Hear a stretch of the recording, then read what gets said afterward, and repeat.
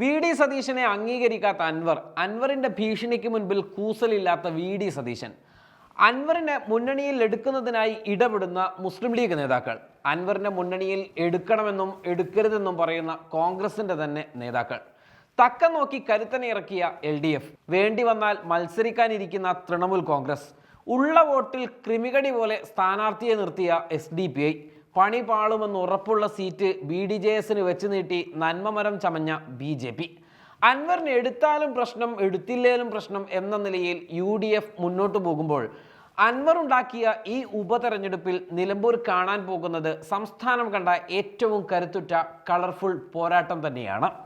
അങ്ങനെ നിലമ്പൂരിൽ ചിത്രം തെളിഞ്ഞു വന്നു. നിലവിൽ 3 സ്ഥാനാർത്ഥികൾ നിലവിൽ പ്രഖ്യാപിക്കപ്പെട്ടു. LDFും UDFും SDPIയും. ഇനി അറിയേണ്ടത് BJPയുടെ NDA സ്ഥാനാർത്ഥി ആര് എന്നതും അൻവർ മത്സരിക്കുമോ ഇല്ലയോ എന്നതുമാണ്. M സ്വരാജിന്റെ കടന്നുവരവ് നിലമ്പൂരിനെ താര പോരാട്ടത്തിലേക്ക് തന്നെ എത്തിച്ചു എന്നതിൽ സംശയമൊന്നുമില്ല. അതിലേക്ക് അൻവർ കൂടി കടന്നു വന്നാൽ സംസ്ഥാനം കണ്ട തീപ്പാറുന്ന പോരാട്ടം തന്നെ അവിടെ നടക്കും. അൻവറും UDFും തമ്മിൽ അനുരഞ്ജന ചർച്ചകൾ നടന്നുകൊണ്ടിരിക്കുകയാണല്ലോ. അൻവർ എല്ലാം ഏറ്റുപറഞ്ഞ് ഷൗക്കത്തിന് അംഗീകരിക്കണമെന്ന VD സതീശന്റെ നിർദ്ദേശം അക്ഷരം പ്രതി അനുസരിച്ചാൽ തെരഞ്ഞെടുപ്പ് കഴിഞ്ഞ് അൻവറിന്റെ ഡിമാൻഡിൽ ചർച്ചകൾ നടക്കും എന്നാണ് UDF നേതാക്കൾ പറഞ്ഞു വെക്കുന്നത്. എന്നാൽ VD സതീശനുമായി ഒരു നിലക്കും ഒത്തുപോകാത്ത അൻവർ അതിന് സമ്മതിക്കുമോ എന്നത് കണ്ടറിയണം. VD സതീശനെ വെല്ലുവിളിച്ചു നീങ്ങുന്ന അൻവറിനോട് UDF വിശാല മനസ്കത കാണിക്കുമോ എന്നതും കണ്ടറിയണം. ചുരുക്കി പറഞ്ഞാൽ അൻവറിനെ ചൊല്ലി UDF ക്യാമ്പിൽ കൃത്യമായ ഒരു ഉത്തരം ഇതുവരെ ലഭിച്ചിട്ടില്ല.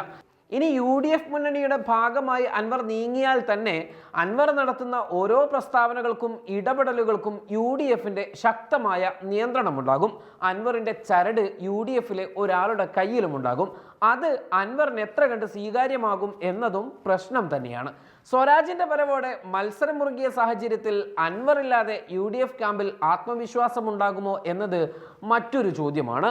അതിനെയെല്ലാം തള്ളിക്കളഞ്ഞ് അൻവർ അല്ല, ഞങ്ങൾ ഒറ്റയ്ക്കാണ് എന്ന് പ്രഖ്യാപിക്കുവാനുള്ള കരുത്ത് UDFിനുണ്ടോ എന്നതും അടുത്ത പ്രശ്നം. സ്വരാജ് ഇതിനിടയിൽ വികസന നേട്ടം പറഞ്ഞ് മുന്നോട്ട് വരികയാണ്. ഉള്ള പ്രശ്നങ്ങളെല്ലാം ഉണ്ടാക്കി വെച്ച് സ്വരാജ് ഇനി ഒരു വികസന നേട്ടം എണ്ണി പറഞ്ഞാൽ മലപ്പുറത്തെ കൂരിയാട്ടെ റോഡ് മാത്രം ഉയർത്തി കാണിച്ചുകൊണ്ട് പ്രചാരണം നടത്താനും UDFിന് കഴിയും. അങ്ങനെയെല്ലാം എല്ലാ മുന്നണികൾക്കും പലതരത്തിലുള്ള പ്രശ്നങ്ങളും നിലമ്പൂർ മുന്നോട്ട് വെക്കുന്നുണ്ട്. എല്ലാ പ്രശ്നങ്ങൾക്കുമൊടുവിൽ ആരാണ് നിലമ്പൂരാൻ എന്നതാണ് ഇനി വരാൻ പോകുന്ന ഉത്തരം.